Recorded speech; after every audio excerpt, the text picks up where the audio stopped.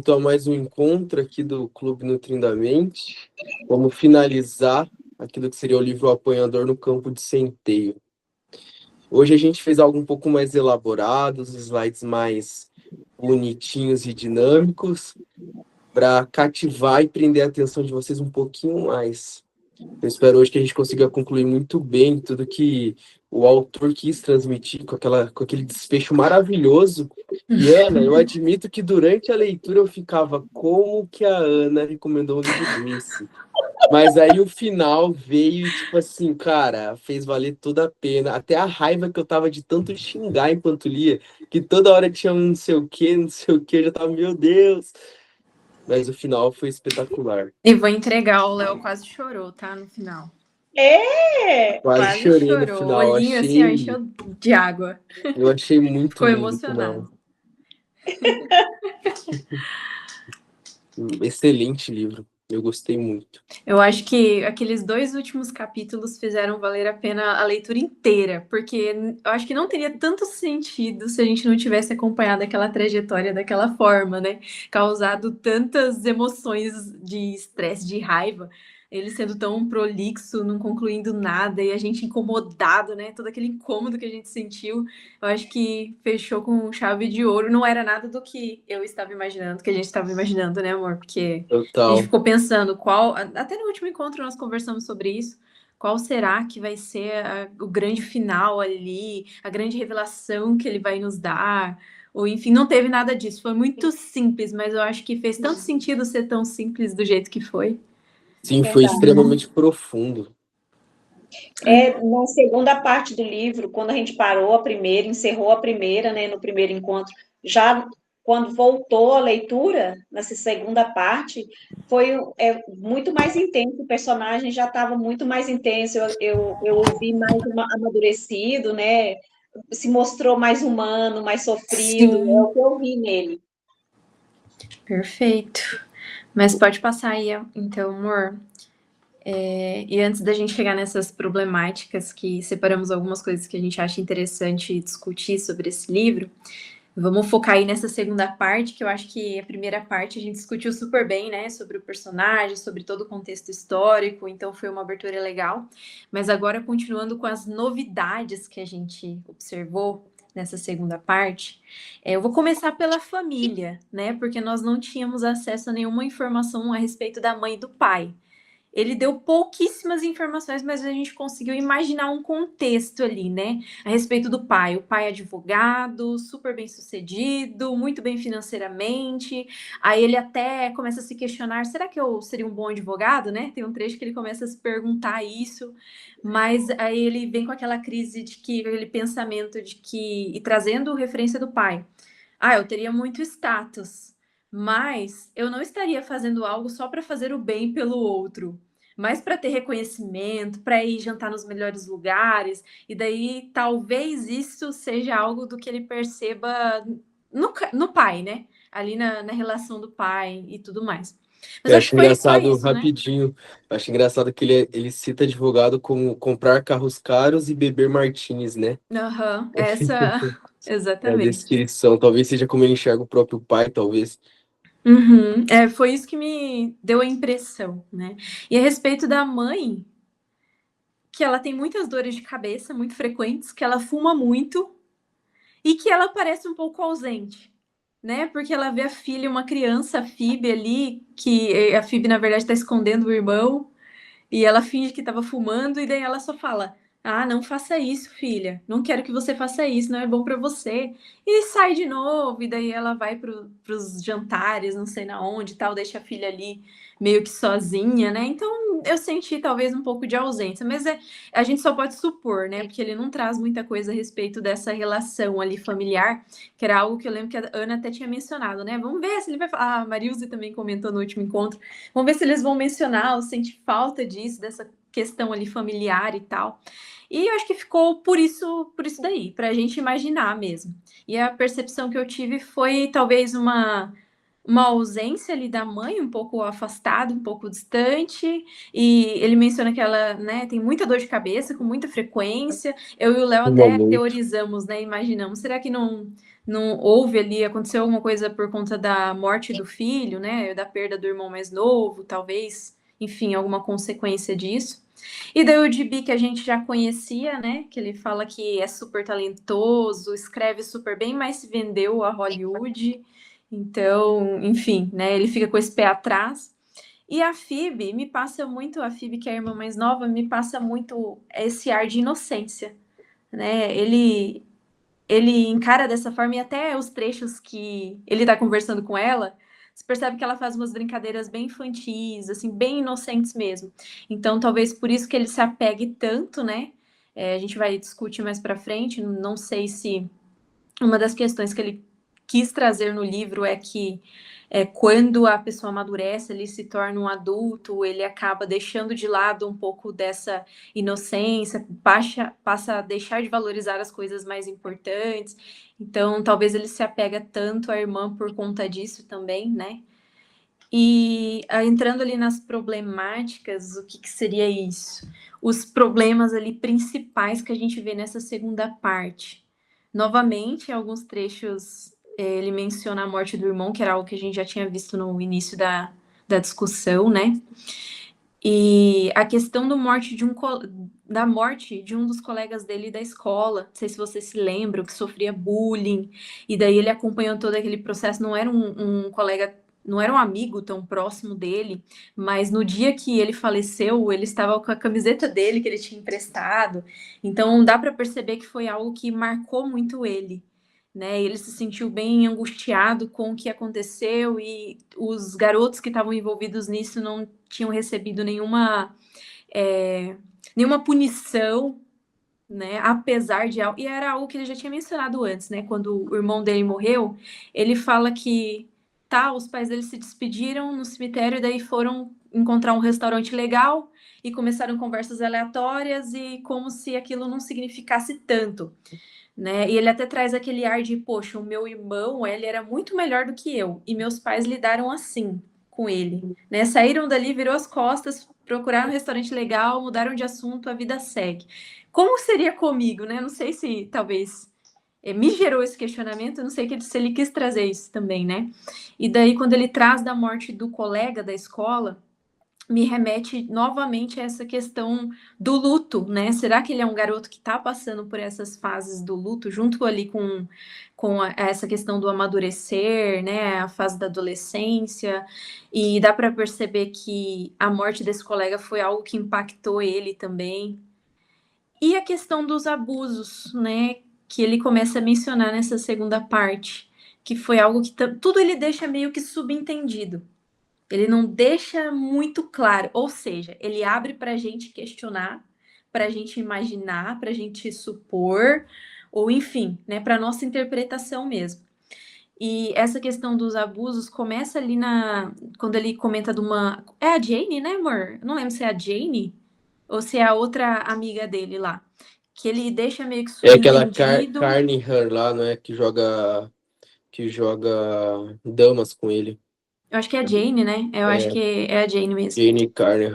É um primeiro momento, mas depois ele traz isso mais à tona, né? Tem um trecho, eu não vou lembrar certinho, mas que ele menciona quando ele Padrasto vai na dela. casa do. É o padrasto dela, né? Mas quando ele vai ali pra frente já, quando ele vai pra casa do professor, o professor o recebe super bem, né? E daí ele começa a desconfiar de algumas atitudes estranhas, assim, do professor, e daí ele até menciona que esse tipo de pessoa, né, esses abusadores, eles sempre me encontram, né? Tem um trecho que ele fala isso.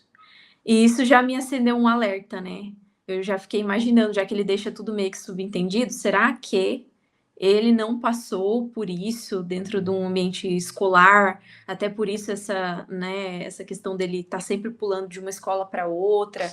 E alguns comportamentos dele são realmente muito similares ao que a gente observa em adolescentes e crianças que já passaram por algum trauma. Né? Então eles tendem a querer se defender de tudo e de todos, eles enxergam o mal em tudo, em qualquer coisa, em todas as pessoas, por conta de um trauma, de algo, né, que feriu eles muito gravemente. Então, quando isso aconteceu, principalmente quando ele falou essa frase, né, de que eles sempre me encontram, Aí já me bateu essa sensação de que talvez algo assim tivesse acontecido com ele, né? Não sei se foi esses pontos ali da morte do colega, dessa questão desses possíveis abusos que ele menciona, né, que já viu isso acontecer em outras escolas, quando ele tá tendo aquela conversa falando o quanto que ele considera as escolas ruins, enfim, e aí uma dele começa a questionar, né? Ele E traz isso à tona. ele também tem um quê de proteção com criança.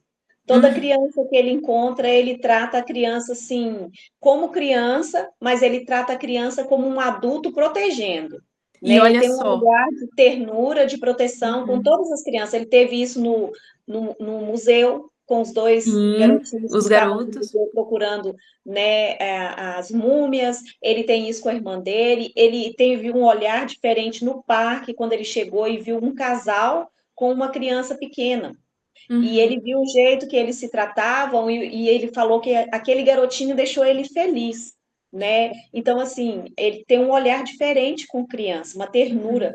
É como se agora, né? A gente vai entrar depois nessa questão do nome do livro, mas é como se ele quisesse proteger essa inocência, né, das crianças, e é justamente o que faz ele ter esse apego tão grande à irmã dele e ao irmão que ele perdeu. Né? E Sim. ela passa muito essa sensação na conversa, né? É engraçadinho, é fofo, assim, as conversas que os dois têm quando ele vai visitá-la no quarto do Dibi, né? Que ela tá lá, e você percebe o quanto ela é infantil, o quanto ela é realmente ingênua, né? Exatamente, eu acho que isso faz muito sentido. E no meu olhar já de psicóloga analisando, eu acredito que isso seria a hipótese número um que eu teria se fosse um caso, né? Que eu tivesse atendendo, porque faz muito sentido com tudo que ele está relatando ali pra gente, com o apego que ele tem, com essa rejeição, né, que ele demonstra ao mundo, as pessoas serem hipócritas e fajutas, enfim, né?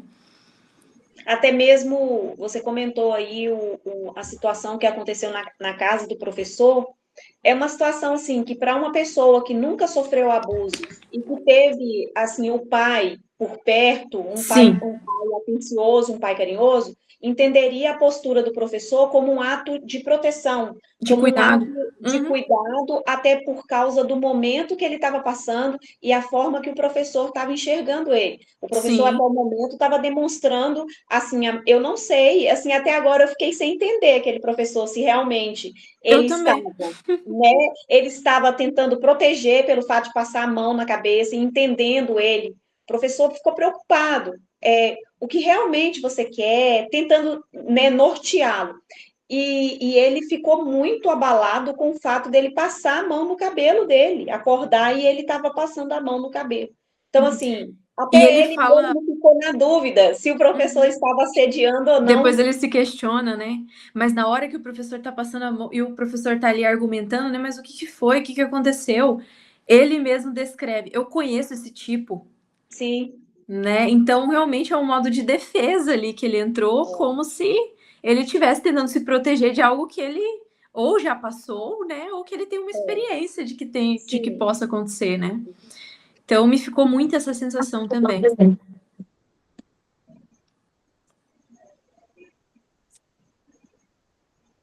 Mas tá, né? Agora a gente chega no título que a Ana até tinha mencionado ali antes, do último encontro, e até então eu ainda não estava entendendo, mas aí a gente chega nesse. É um poema, né?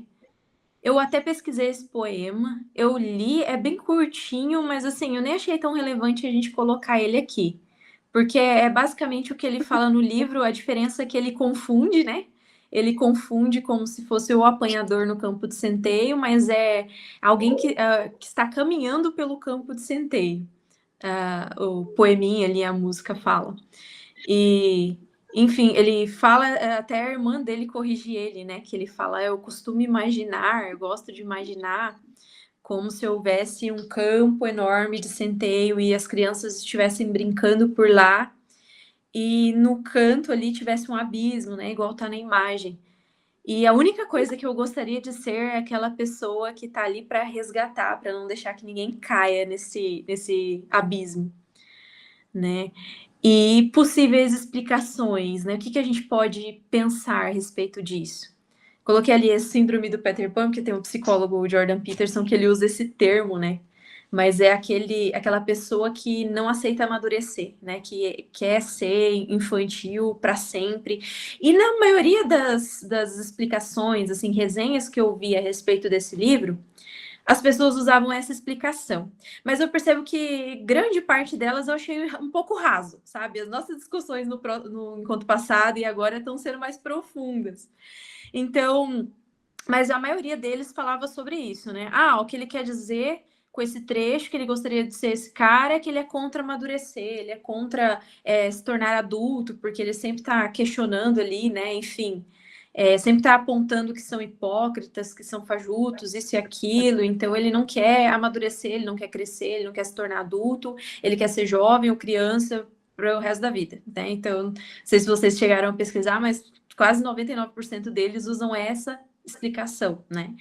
E uma outra questão pode ser, né, a questão do luto, porque ele traz uma sensibilidade quando ele fala a respeito do irmão, né? Que a gente percebe que anteriormente, nessa segunda parte, não, ele já demonstrou mais sentimentos, né? Inclusive foram eu ia falar cenas, mas foram trechos bem bonitos. Mas você percebe que o quanto ele sente, e ele tá sentindo ainda essa questão da perda do irmão, quando ele menciona do amigo, dá para perceber que é algo que toca nele também. Então, não sei, uma outra explicação que a gente poderia imaginar seria que ele quer salvar ali as crianças de perdê-las, né, da morte mesmo, literalmente, porque ele está passando por um processo de luto. Ou a gente pode imaginar também que esse apanhador no campo de centeio, que ele quer dizer que ele gostaria de ser esse apanhador, é alguém que traz um sentido, um propósito, porque eu li um professor, né, um senhor que é professor já há 40 anos, e ele falou a respeito desse livro. E o que ele mencionou foi que ele se identificou com o Holden quando o Holden fala que ele gostaria de ser o apanhador no campo de centeio, porque ele se considera assim dentro de sala de aula. Aquele que está ali para dar um norte para aqueles alunos, para aqueles adolescentes que tantas vezes estão perdidos, né? Tem um contexto ali dificultoso dentro do ambiente de casa, e chega na escola e, enfim, né, acaba caindo na mão do professor para ele lidar, para nortear esse jovem, ou enfim, dar uma palavra ali de propósito, de sentido, tentar resgatá-lo, né? Então, isso talvez seria uma outra interpretação que a gente poderia ter. Mas agora, nessa conversa, quando eu mencionei a questão do abuso, né, a Ana ali também trouxe essa questão da tendência dele, da forma dele de reagir, ser tão similar também a pessoas que passaram por isso, né, esse modo de defesa que ele entra. Então, talvez também não poderia ser uma questão dele tentar proteger essa ingenuidade, né, ele tentar manter isso, porque quando a gente vai ver ali que vai ter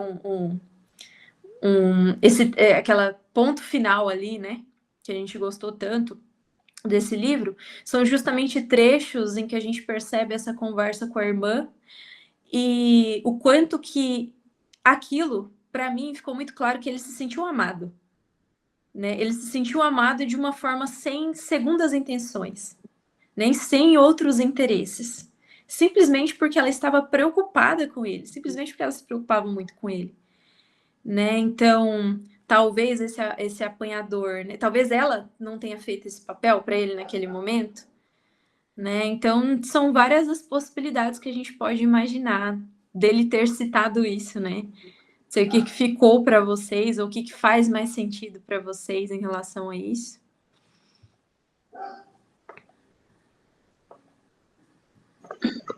Nádila, um ponto que eu achei interessante, ele está sempre recorrendo a pessoas assim, não na idade dele. Você vê que foi esse professor aí é o segundo professor que ele recorria. No dia que foi o último dia dele na escola, ele foi para a casa de um professor também, bem senhor de idade, parece-me, e teve uma conversa com ele. Ele tinha um certo afeto por esse professor, né? E depois esse outro, e sempre rodeado de pessoas mais velhas. Então, assim, à primeira vista, assim, a impressão que eu tenho é que ele tinha uma carência de pai, né? Parece-me uma carência de pai, da figura paterna. Sim, faz sentido. Né? Até porque ele, tanto paterna quanto materno, porque você vê que ele não tem apego com os pais. Ele tem apego com a irmã. Ele né? foge deles, né? Até na hora que a gente estava lendo ali, que ele foi para casa, ele se escondeu em casa e saiu de casa para eles não para os pais não verem. E ele começou o livro do início ao fim, ele trouxe pouquíssimas características, ele não trouxe nenhuma vivência com o pai, nenhuma experiência com a mãe, nada. Nenhum afeto dos pais com nenhum dos filhos, né? Ele fala que a mãe dormia pouco e fumava muito, e que o pai, né, era o tipo de homem muito bem-sucedido, que gostava de martini, jogar golfe, né, e que era bem-sucedido. Então, assim, né, é muito superficial o relato dele sobre os pais, né? Demais. Sim. E qual que fez mais sentido aí para você, amor, desse apanhador? O que você acha que ele quis dizer com Eu isso? acho que, na realidade, toda essa ideia dele querer proteger crianças, ou até mesmo ficar de forma constante julgando adultos, né? Que ele até traz em determinado momento no livro, que adultos acabam se tornando pessoas fajutas que não entendem o que estão fazendo e só vão fazendo. Cara, bom, eu vou pular um pouco as etapas, né? Eu vou pular logo para os slides da frente, onde eu falo que o slide o final desse livro é maravilhoso, só porque durante 25 capítulos esse cara conseguiu representar muito bem a ideia de que não é só um problema na cabeça do adolescente ou do jovem, o que ele acha que tem. Beleza, pode ter sido, infelizmente, abusado, ou tido experiências, ao passo que também tem o fato do irmão ter morrido e ele ter destacado o quanto a mãe dele ficou muito triste com isso, e o fato dele sempre ficar falando como o L era melhor que ele, talvez isso seja só um reflexo do que a própria mãe falava. A síndrome de Peter Pan, então, do tipo, ele não tem direção alguma, então ele tem medo porque ele não sabe que responsabilidades assumir, ele é perdido, ele não tem propósito. Então, toda essa associação de problemas, eu fiquei impressionado. Toda hora que ele ia trazer algum acontecimento no momento da página presente, ele sempre conecta com algo parecido do passado e se posiciona. Por isso que eu não gosto disso. Por isso que eu não gosto daquilo. Já tive uma experiência ruim com isso. Então É um modo defesa, né? parece que o cara é um bolo de problema, que toda experiência que ele teve, ou ele teve uma avaliação ruim sobre aquilo, uma ótica totalmente depletada da vida, ou de fato foi ruim, mas mais por conta dele, porque ele sempre que acaba se posicionando de uma forma estranha. Então, acho que é toda essa associação de problemáticas, toda essa associação de coisas que resultou nele, no, no nosso protagonista agindo dessa forma. Porque é impressionante, até quando ele conversava com os adultos, que ele foi atrás, ele sempre estava julgando alguma coisa. Quando ele estava com uma criança, mesmo com senso de proteção, ele estava julgando. Então, ele sempre está buscando algo de ruim para conectar com alguma experiência que ele teve no passado. Sim, para É, justificar as É atitudes muito um dele, né? indivíduo Não, que mas só eu tô agindo enxerga o assim porque lado essa preto pessoa. só enxerga o lado negro das coisas. Mas Então, amor, isso é muito comum em casos de transtorno de depressivo, por exemplo. A pessoa tem uma distorção cognitiva que a gente chama. Então, ele interpreta as coisas preto e branco. É diferente a maneira de interpretar, não é racional como a de uma pessoa comum, digamos assim. Principalmente se passou por algum trauma, né? Que ficou muito marcado. Sim. Então, E é gera uma evidente que percepção muito o negativa, Oden né? ele tem problemas, porque Sim. ele mesmo fala, em várias páginas ele afirma, eu sou estranho pra caramba, eu sou estranho pra Não, não só cacete, isso, quando eu ele sou menciona louco. que ele viu ali uma pesquisa sobre hormônios e ele percebeu que ele batia com todas as características de uma pessoa doente, ele achou até que ele até tinha eu comecei câncer. a acreditar que ele tinha câncer. Aham, eu pensei, ele vai morrer, esse menino vai morrer no final. Não, eu entrei assim no modo de expectativa, porque a impressão que eu tive é que o personagem foi definhando assim, uma melancolia, Demais. uma tristeza, uma ansiedade, assim, de não viver. Ele tinha vontade de fugir, ele tinha vontade de morrer, eu não entendia. Aí, assim, eu me preparei o tempo inteiro para um Pro suicídio. pior. Uhum. Não, para um suicídio. Eu me preparei o tempo Total. inteiro do livro para um suicídio. E Principalmente quando ele eu, tava naquele hotel escondido lá, que sim, o cara pegou o dinheiro dele com a mulher, ele sim. tava todo, pô, Aí, assim, aí a todo momento ele ia, ele vinha, e o que me deixou, assim, extremamente confusa foi quando aquela parte antes dele encontrar a irmã, que ele fala que ele foi de uma rua para outra e ele perdia o sentido e ele caminhava, sabe? Uma coisa, Nossa, em assim, crise ali. Uhum. psicodélica, Sim, né? realmente. total.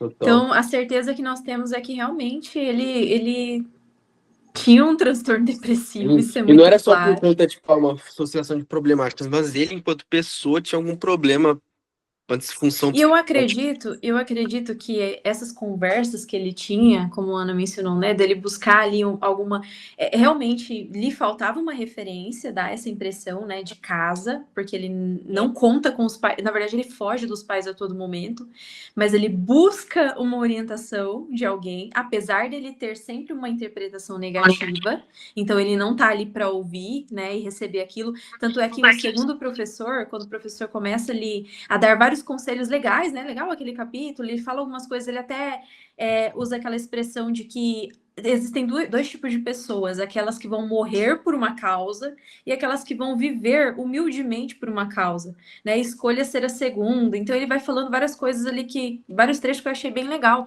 mas conforme o professor vai falando e tentando orientá-lo, ele começa a sentir sono. O foco dele desvia, né? Dali a pouco ele já tá cansado, ele já não quer mais ouvir, ele já não tá prestando mais atenção. Aí entra aquele modo que o Léo falou, né? Que ele já começa a criticar alguma coisa, ele observa outra coisa, né? A mente dele desfoca totalmente. Ou seja, ao mesmo tempo que parece que ele tá buscando essa referência, esse apoio, né? Esse auxílio, algo o impede de conseguir isso, Sim. né? É como se ele não Ele estivesse disposto a tem uma absorver nada. trauma, uma E trava, desculpa. nenhum personagem, com exceção do irmão, do Ali, e da Phoebe, são perfeitos para eles. Todos os personagens. A mulher do professor é velha, tem isso, tem aquilo e aquilo outro. A Sally, né, que é a menina que sai com ele, que ele fala que é linda, que não tem mais o quê. Também tem um problema muito sério, e ela é chata, e ela é isso. Todos os outros personagens, os amigos dele, ele não tem amigo. Nenhum dos colegas que passa pela vida dele tem um problema, tem espinha, tem isso, assovia, outro não sei o quê. Tudo incomoda. Então, assim, logo no início eu vi um amadurecimento muito grande nele. Logo no início da segunda parte. Eu vi, na hora que ele vem para o hotel, ele é como se ele virasse outra pessoa, uma virada de chave para ele, assim, uma coisa incrível que eu vi. Aí, aos poucos, eu já vi um declínio, sabe? Quando ele encontra a menina, ele já começa a se comportar de uma forma assim, bem infantil mesmo. Sim, né? Tá vindo bem, né? Eu achei que ia dar certo. Bem. Aí, de repente, começa a se comportar de uma forma muito... Ele se auto-sabota. Às vezes é mesmo para a pessoa não gostar dele, né? Sim, uma característica, propositalmente. Né? Para a pessoa não gostar dele. E é muito característico de uma pessoa com depressão. Foi uma ótima descrição, assim, de como que ela enxerga as coisas, como que ela reage, mesmo sem querer, igual eu falei, mesmo buscando uma referência, uma ajuda, ela acaba se auto-sabotando e não aceitando, não recebendo aquela ajuda. Então, é um processo super difícil e muito e ele similar mesmo com fala que no o livro que Holden ninguém tá passando. consegue ajudar ele. No livro, então, tipo, ele tá constantemente já admitindo as coisas. Ele é estranho, ninguém consegue ajudar ele, ou ele não quer ser ajudado, enfim. E é por isso que eu acredito que, né, a gente acompanhando todo esse drama, eu ia falar toda essa trama, mas todo esse drama aí do personagem. Quando chega no capítulo 26 e você começa de uma forma ingênua, boba, né, da conversa dele ali com a irmã, mas no momento que ela vem com a malinha dela atrás dele, eu vou junto com você. Né? Naquele momento que ele percebe isso, sabe, a sensação que me passou foi de que, né? Naquele momento, ele viu que as consequências dos atos dele, porque ele já estava tudo esquematizado. Eu achei que ele, final do livro, ele fosse realmente pro oeste, né? Fingir de surdo mudo, e, enfim, trabalhar como frentista num posto, e era isso aí.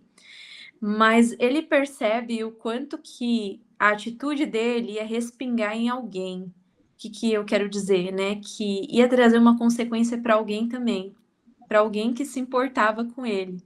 Né? Ela veio ali com a malinha e falou: Não, eu vou junto com você. Primeiro ela quis dar dinheiro para ele não quis aceitar, depois ela deu de novo. E foi o trecho ali que ele chorou, que ele teve uma crise de choro. Ele fala que ele ficou incomodado, ele não conseguiu controlar o choro dele.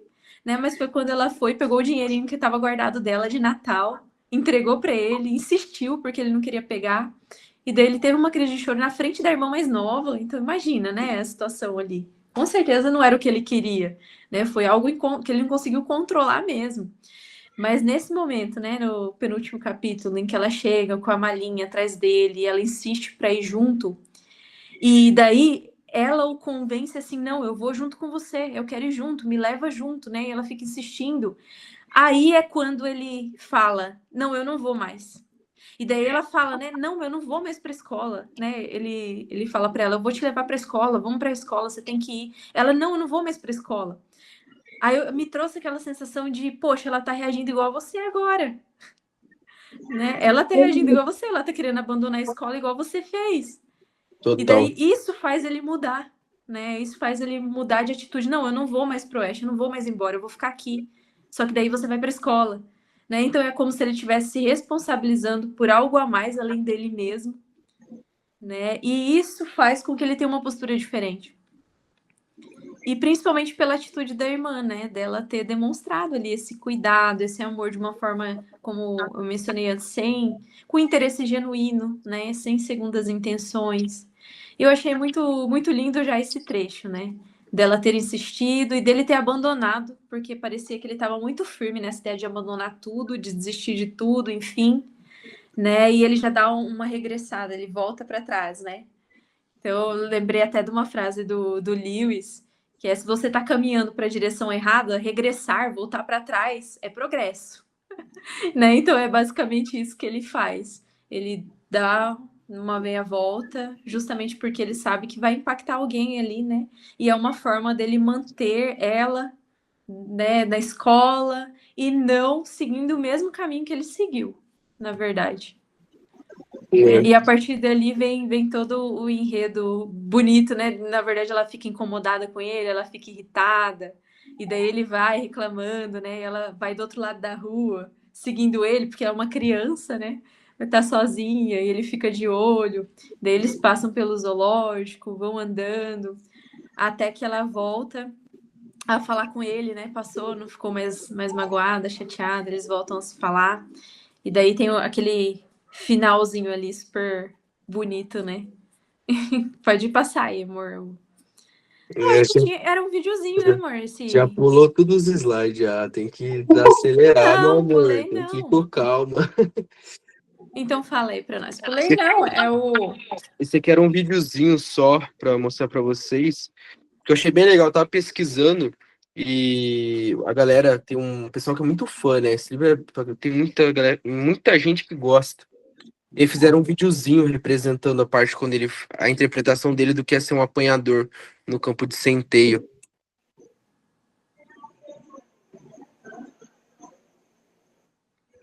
Só tá sem áudio, amor. Que eu lembro que tinha áudio.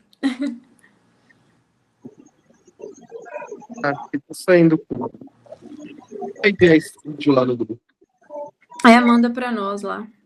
É bem legalzinho mesmo. É isso mesmo, eu não pulei não. Então.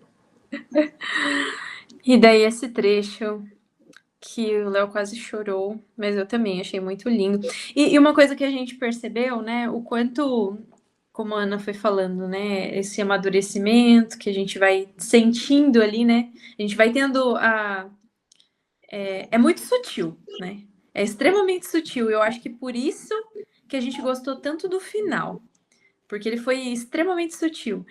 Enquanto o restante dos capítulos é uma leitura corrida, você consegue ler umas, sei lá, né, um monte de frases juntas, assim, corridas uma atrás da outra, porque ele fala assim, ele passa essa sensação de uma pessoa afobada, que tá misturando mil assuntos, uma coisa com a outra, que tá agitado, assim, né, agoniado, enfim. Ele demonstra até uma certa carência, né, que ele começa a falar com um colega e falar com outro e tal, e tá sempre procurando alguma coisa para falar.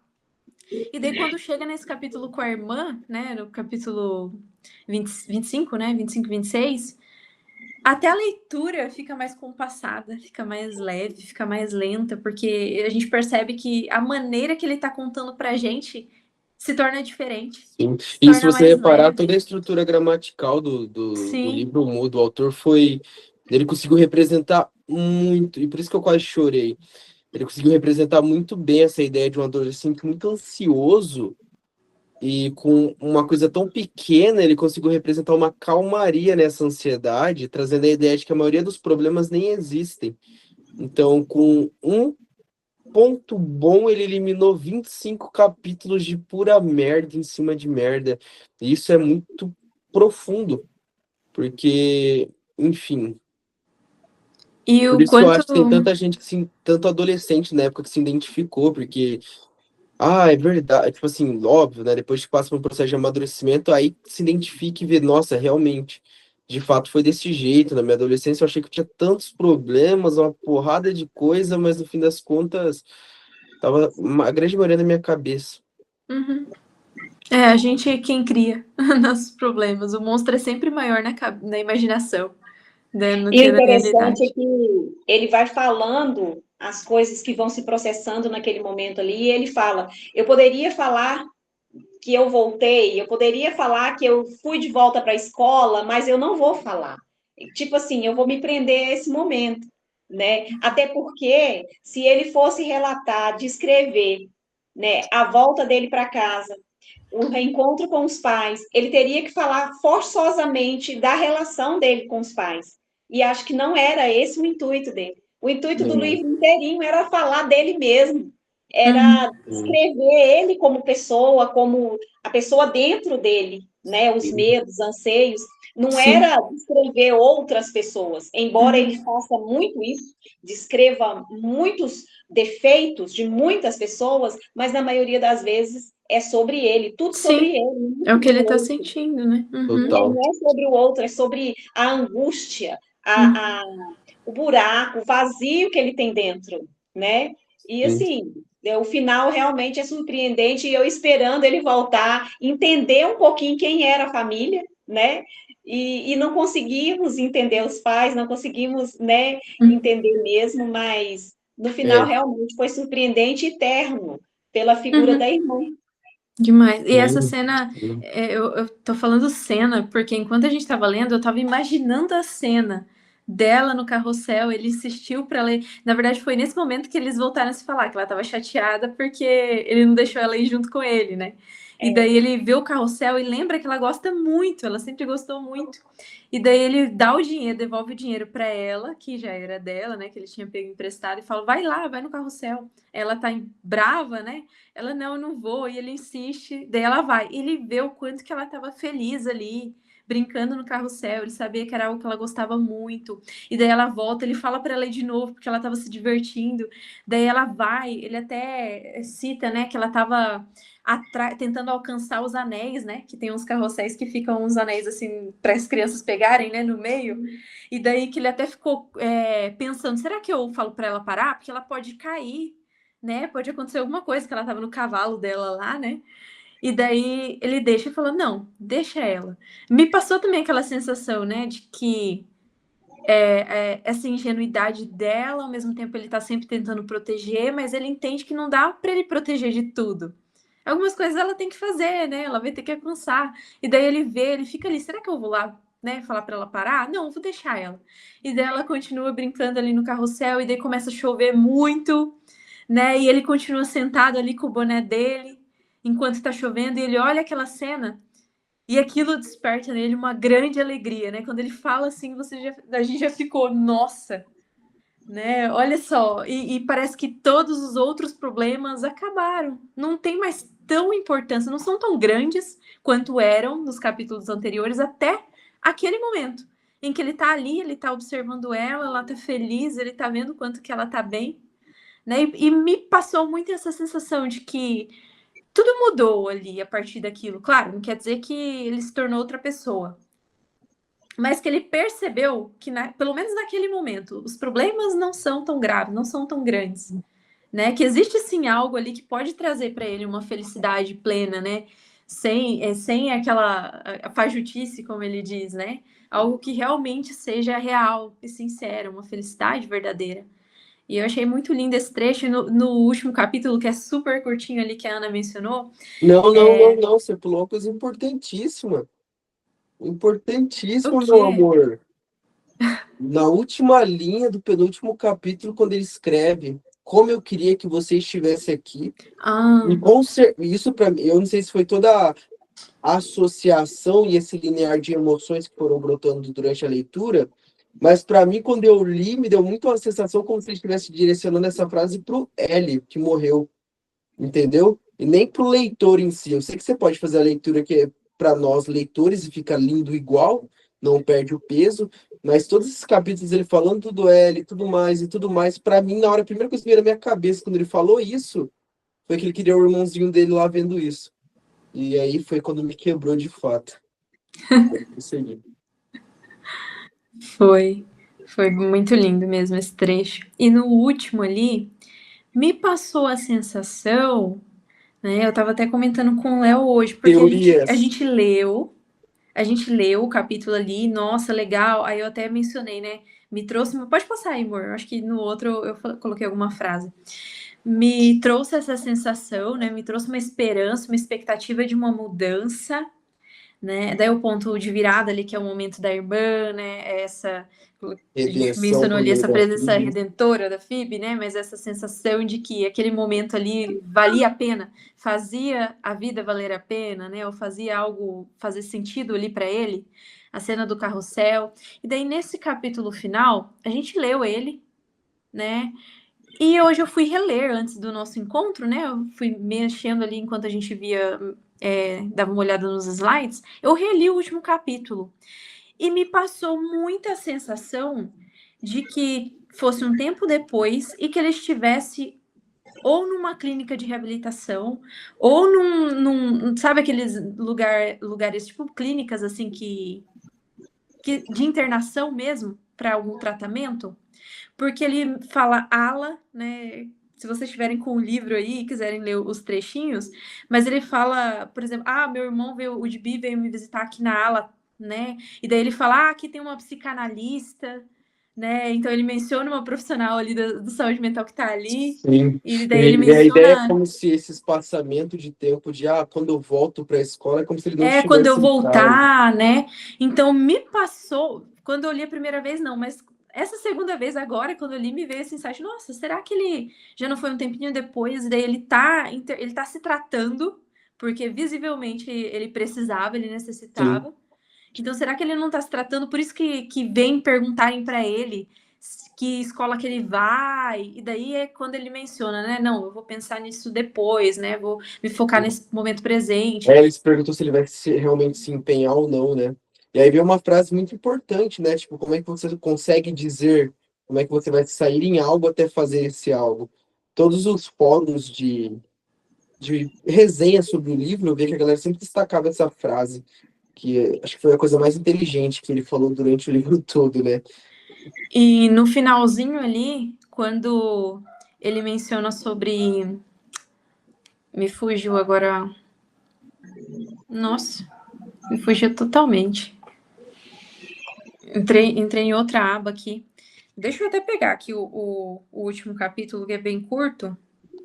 Mas me passou essa sensação de que talvez ele tivesse em algum local específico, É isso né? mesmo. Também, Tratando. agora, relendo aqui o que você falou, é verdade. É como se ele não estivesse na casa dele, é como se ele estivesse se submetendo a algum tipo de tratamento mesmo. Passa muito. Essa primeira vez que a gente leu, eu não fiquei com isso, mas hoje, relendo, eu percebi isso. Como que é, né? Algumas É, coisas valem a pena a gente dar um. sim. E É qual que era? igual o Leonardo acabou de dizer aí, a última frase do 25, é que ele fala dela com um casaquinho azul, né? E dando voltas e voltas, e aí ele fala, como eu queria que você estivesse aqui? Quem é esse você, né? Só pode ser o Ali. Uhum. Só mentira. Isso mesmo. E no finalzinho ali, que a Ana até mencionou, né, que o intuito do livro era realmente ele expor ali o que ele estava sentindo, e me passou muito essa sensação, porque inclusive é uma estratégia que a gente usa em terapia, né, com muitos pacientes, que é essa escrita de você descrever ali os teus sentimentos, de você colocar isso para fora justamente para organizar teus pensamentos, para você encontrar uma forma mais assertiva, né, de expor aquilo que você está sentindo, desde uma coisa mais pesada que seja. Então, acredito que foi terapêutico para ele conseguir expor tudo com tanta sinceridade e raiva, enfim, tudo daquela forma com que ele fez, até porque no último trechinho ali do livro, ele fala que acho que tudo que eu sei é que eu tenho saudade de todo mundo que eu falei aqui, até do Strassley, do Eckley, por exemplo. Acho que eu tenho saudade até daquela merda do Maurice. É engraçado. Nunca conte as coisas para os outros. Se você conta, começa a ficar com saudade de todo mundo. Ou seja, daí você começa realmente a sentir, né? Então, ao mesmo tempo que ele estava naquele modo defesa o tempo todo, reclamando de tudo, né? Se defendendo de tudo, quando ele expõe tudo isso, quando ele fala, né? Quando ele conta, e daí ele menciona ali que o irmão dele vai visitá-lo, e daí o irmão dele pergunta, né? Ou seja, ele contou também para o irmão dele, daí ele percebe que parece que a partir disso ele começa a superar. Ele começa a lidar, ele começa a perceber que ele tem saudade, ou seja, fica um sentimento mais positivo, digamos assim, né, mais assertivo diante daquilo que ele vivenciou, ao invés de só aquela raiva, aquela, né, senso de proteção, né, ele começa a sentir saudade, ou seja, né, dá até aquela percepção de que ele começa a aceitar até o Eckley, que ele fica falando mal, o Stradley, aceitar do jeito que eles são, né, passa muito essa sensação, agora eu tô aceitando, tudo bem que eles são assim, até deles eu tô com saudade. Né? Ou seja, entender que essa imperfeição, essas coisas que incomodavam tanto ele, tá tudo bem, apesar disso, né? Faz parte, até deles eu posso sentir saudade. Sim. E... Quando se observa mesmo, ele fala sobre a Ala, né? A namorada do Didi, que vai ao banheiro, né? Em uma outra ala. Que é tal. super longe. E aí dá a impressão que eu tenho é que é como se ele tivesse, isso aí fosse um diário dele, e ele estivesse contando, como se tivesse uma roda com uma pessoa praticando uma escuta clínica, né? E várias pessoas ali, e ele relatando essas coisas, né? Totalmente despido, assim, né? Sim, E contando. sincero. Exatamente. E aí o irmão dele provavelmente está ali participando, pergunta o que ele acha daquilo tudo, né? Então, assim, a impressão que ele realmente ele vai ter uma vida diferente, uma vida que ele vai estudar, vai para a faculdade, vai voltar a se inserir na família, né? Vai ser uma pessoa normal. Uhum. Finalmente, ele alcançou a maturidade. Ou vai alcançar, né? Vai chegar lá. E quais foram as emoções ali que a gente, né, que a gente sente com esse livro? Eu acho que a gente já mencionou isso, né? No começo, as emoções despertadas. E como que é legal ler uma obra assim, literária, né? Diferente do que a gente já estava costume ali no Clube do Livro, de autodesenvolvimento e tal. Uma literatura, ela desperta tantas emoções, né? Enquanto a gente está lendo aquilo. Ela faz com que a gente aprofunde tanto nessa complexidade que é o ser humano, que é sentir, né? As coisas e o quanto que a gente, em alguns momentos, sentiu raiva dele, sentiu um incômodo muito grande pela forma dele de agir, pela forma dele de interpretar as coisas, sempre com esse viés negativo, né? E ao final, o quanto que a gente sente uma leveza, quanto a gente sente o amor ali da parte da Phoebe, né? De não, eu vou com você. Imagina uma criança ali com a malinha dela, ele ainda fala a mala estranha, né? Ela com aquela mala estranha, veio carregando a malinha. E aquilo desperta em nós, né? Aquele amor mesmo, aquela leveza, algo profundo. E o quanto que isso é legal.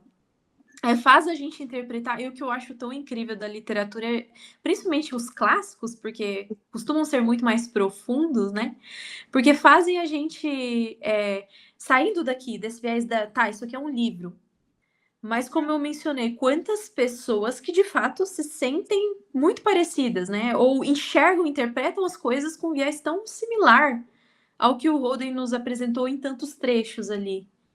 Né? Então, muitas das coisas que a gente percebe dentro dessas leituras, a gente consegue trazer isso para a realidade humana, né? Para as experiências humanas também.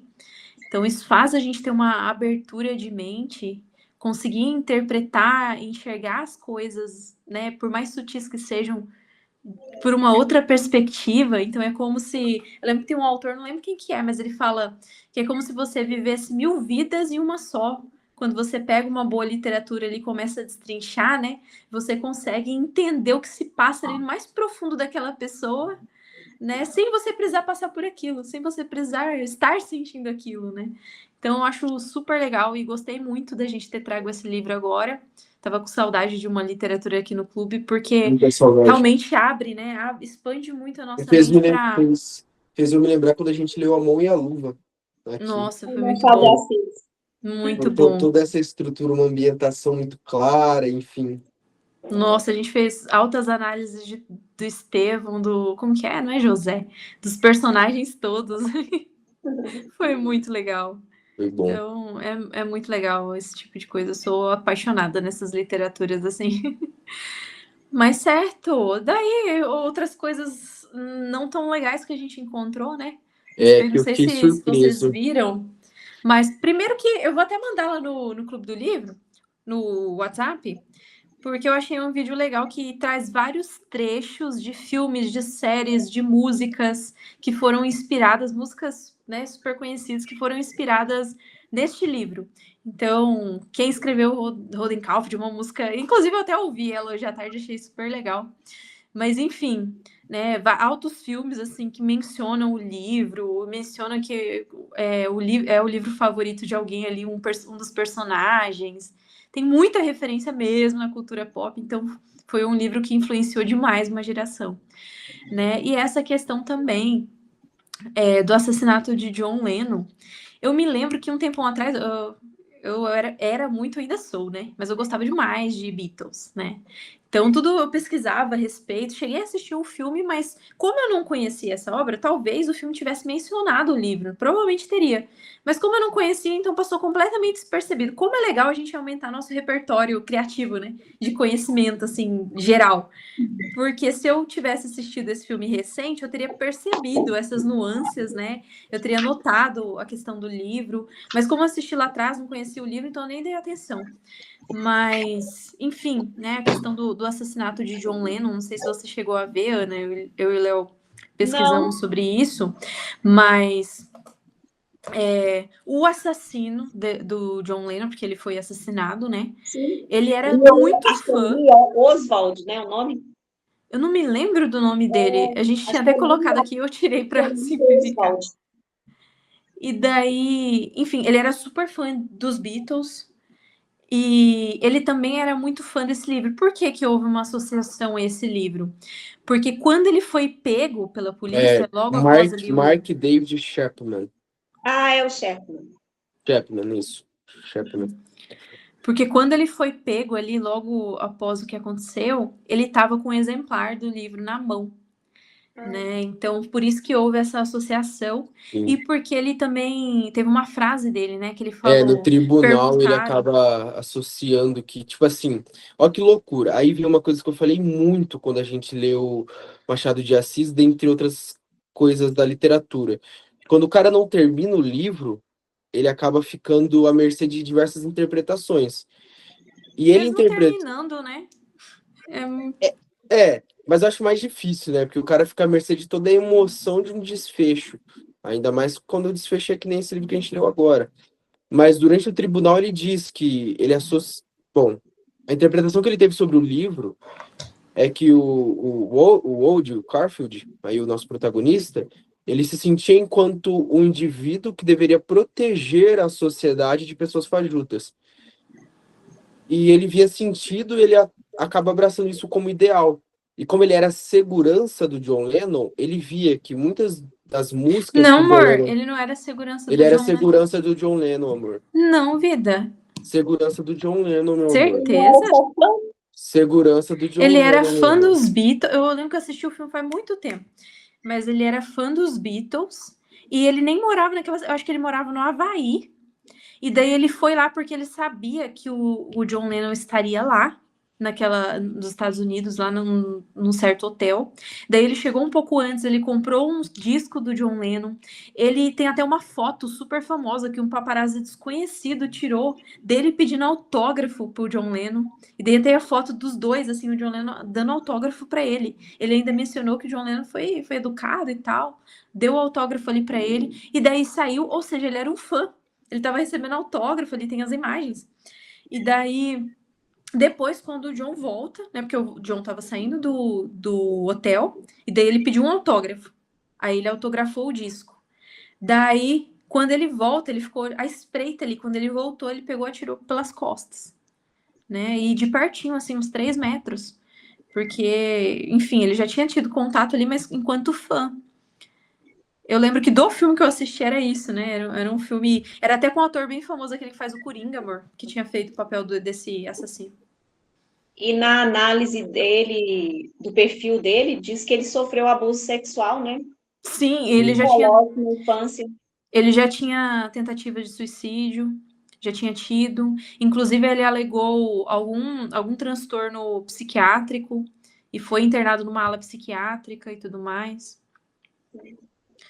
Então, ele usou, né? Usou desse livro aí, eu acho que de forma, enfim, precipitada. Não acredito que tenha sido a intenção do autor, nem nada disso. Mas, enfim, né? Ele se sentiu representado de alguma maneira. Eu lembro que uma frase perguntaram para ele no tribunal: por que você fez isso? E daí ele falou que leia esse livro e que você vai entender. Né? Foi o que ele mencionou. Mas porque ele enxergava que o John era um fajuto, era falso, porque ele defendia, naquela época ali, né, de Imagine, a música Imagine, né? Imagine todas as pessoas, um mundo sem guerra e não sei o quê. Ele pregava muito isso com aquela esposa dele, né, Yoko, então era aquele defensor da paz mundial e não sei mais o quê, e da pobreza, volta de pobreza, não sei mais o quê, só que ele tinha milhões na conta, então assim, esse assassino enxergava ele como um fajuto. E não que não seja, eu concordo, também considero que ele era mesmo fajuto. Mas assim, hipócrita, né, realmente. Mas ele enxergou isso e daí ele, enfim, deve ter lido o livro, associou, se enxergou ali na depressão e no... Porque os americanos vão fazer uma análise totalmente diferente da nossa, uma coisa muito mais aprofundada. Inclusive, eu tenho uma sobrinha que ela é americana. Olha que legal. Ela é postiça, na nossa família ela é postiça, porque ela é casada com o meu sobrinho, mas ela é americana, ela nasceu lá e tudo lá, né? Legal. E eu perguntei, legal. uma cunhada visitando lá, eu falei, Nilza, pergunta para ela, para mim, mandei a foto do livro com o título em inglês, né, para facilitar para ela, pergunta por que essa obra é tão importante nas escolas americanas. Sim. Ela não soube me explicar. Eu falei, pede para ela gravar um áudio me explicando por quê. Ela não soube explicar. Ela falou, olha, eu não sei explicar, tia, por que é tão importante, mas é uma das principais obras aqui, americana, da literatura inglesa. E eu não sei te explicar. Olha só. Eu ensinei ela, né, enquanto nativa. Nem ela, mas que é importante né? Outro dia eu estava assistindo um filme com a minha filha mais nova, O Grande Mentiroso. Aí lá nesse filme, uma das meninas assim principais fala, né? Ela está fazendo a análise do apanhador no campo de centeio. Aí ela comenta no livro, né? Pois é. E daí eu vi também, né? Teve essa questão do John Lennon, acho que foi precipitado. Não saberemos por que exatamente Vou pesquisar mais a fundo por que esse livro é tão importante, né? Mas a gente até discutiu isso no último encontro, também não conseguimos chegar numa conclusão muito clara. Mas também teve uma tentativa de assassinato do ex-presidente americano, Ronald Reagan. Né? Ronald Reagan. É o Ripley, né? Tentou matar ele. Esse eu não sei o nome, mas foi 1 ano depois, né? Olha só. Daí pode ser aquele efeito manada, né? Aquela influência o anterior disse isso, enfim, tem essas coisas, né? Não sei se ele usou só como uma justificativa aleatória. Até porque, agora eu tô me lembrando. Eu lembro que quando eu vi o filme desse assassino do John Lennon, ele fala várias coisas de Deus também, para justificar o que ele fez. Porque ele era super religioso, ferrenho. Ele era extremamente religioso, ele participava de ONGs de caridade, ele tinha viajado fazendo missões. Então ele era um cara super envolvido com a religião e tudo mais. E ele justifica, ou seja, ele leva em consideração esse livro, mas ele também leva em consideração a religião para justificar. Ah, porque ele era hipócrita, porque ele era isso, aquilo, outro. E daí ele fala, né? Porque Deus não aceita os hipócritas não herdarão o reino do céu. Então, assim, o cara não batia bem da cabeça, né? A gente tá mencionando que ele falou sobre o livro, mas ele também usou Deus para justificar o que ele fez, né? Então, e a questão aí do assassinato do ex-presidente americano, porque, enfim, né? Em uma das falas, esse assassino aí, ele mencionou que você pode me chamar, perguntaram para ele, né? Por que você fez isso e tal? Ele falou, pode me chamar de Holden Caulfield. Ele falou isso. Foi o que ele falou, e daí ficou famoso, e daí todo mundo associou com o livro, e é isso.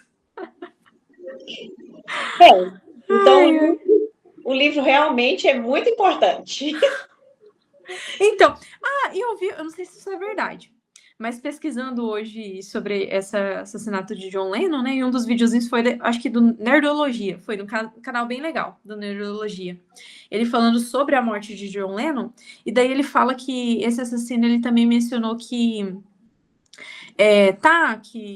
era só você ler o livro que você ia entender e tudo mais, e essa questão dele ser um fajuto e não sei mais o quê.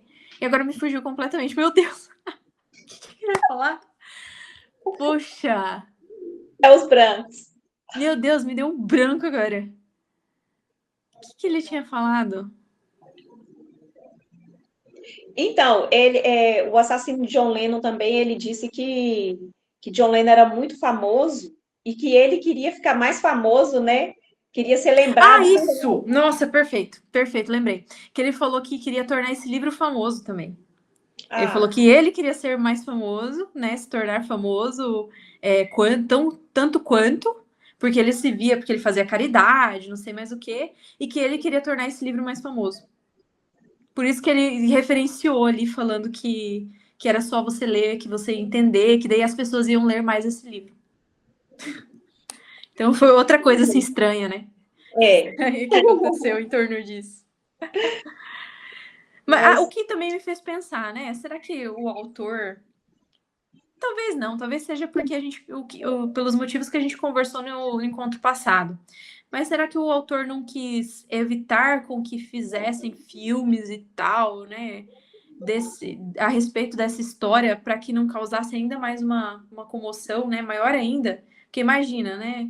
Se fosse para Hollywood, se fizessem filmes a respeito dessa história, não teriam diversas interpretações completamente equivocadas, assim como esses dois ali, por exemplo? Mas eu acho que não, porque no próprio livro, durante o tempo todo, o Holden fala que ele é contra Hollywood, entendeu? Então, assim, no descrição próprio corpo do livro ali já fala que ele não gosta, nenhum filme é bom para ele, nenhuma peça de teatro é agradável para ele, sempre tem alguma coisa, ele não gosta, ele é avesso a essa arte aí, né? Então, assim, eu acho que não. Eu faz acho mais que sentido. o fato do livro estar inserido num contexto acadêmico é que faz com que ele talvez não permita que Hollywood use, né, como roteiro. Realmente, faz mais sentido mesmo. Mas é isso, gente. Mais alguma coisa? Eu acho que... Para mim tá ótimo. Eu vou falar para vocês. Muita gente deve ter querido me matar. Não, valeu super a pena. Não, olha, eu vou te falar, eu sempre quis ler esse livro, sempre, e nunca tive a oportunidade. Aí, na indicação passada, eu pensei em colocar, e pensei em colocar um outro também, que eu até tenho aqui em casa, acho que é do Dostoiévski. Acho que é ele mesmo, Crime e Castigo. Crime e Castigo é um calhamaço, eu tenho aqui também, já li, demorei para ler ele. Ele é uma leitura mais densa. É denso. Eu falei, vou indicar o Apanhador no Campo de Centeio para ver no que dá. Mas valeu super a pena, gostei muito da leitura. Causou, como eu falei, diversos sentimentos, um incômodo, uma raiva, meu Deus, não tô entendendo nada, mas o final fez valer a pena. Eu realmente gostei. E para expandir esse nosso conhecimento cultural, né? expandir esse nosso repertório criativo. Eu acho que foi excelente, eu amei, gostei muito, valeu super a pena. E vamos para a nossa próxima rodada, né? Estou ansiosa aí para ver qual que vai ser o próximo escolhido. Mas é isso, perfeito. Então, Ótima semana, feriado, né? Ótimo feriado para vocês. Amém. Um abraço. Beijos, até Obrigado. mais. Beijo. Tchau. Tchau. Obrigada Tchau. pela companhia. Que delícia.